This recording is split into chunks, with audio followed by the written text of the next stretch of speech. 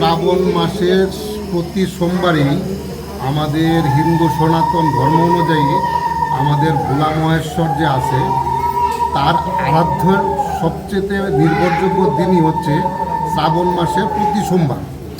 আর এটা শ্রাবণ মাস ছিল, আর এটা ভোলানাথ বাবার মন্দির।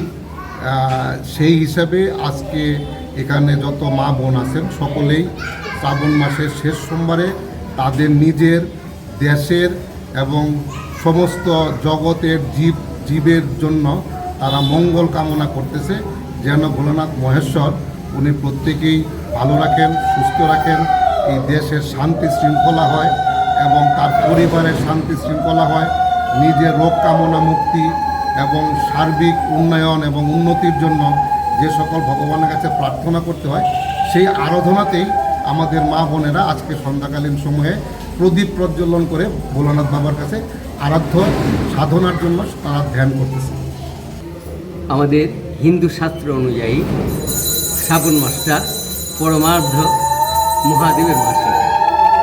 এই মাসেই আমরা জীবের মঙ্গল কামনার জন্য শিব বাবার আরাধনা করি। আর বিশেষ করে এবছর আমরা শ্রাবণ মাসে 5টা সোমবার পেয়েছি, যেটা বিরল। এই 5টা সোমবার শাস্ত্রীয় মতে খুবই পুণ্যের, যে কারণে আমাদের হিন্দু সমাজে সকলেই নিজ সমাজ, দেশের জন্য, দেশের কল্যাণের জন্য, উন্নয়নের জন্য, মুক্তির জন্য সবাই কামনা করে। আর প্রদীপ প্রজ্বলনের মাধ্যমে আমরা যত অন্ধকার সমস্ত আমরা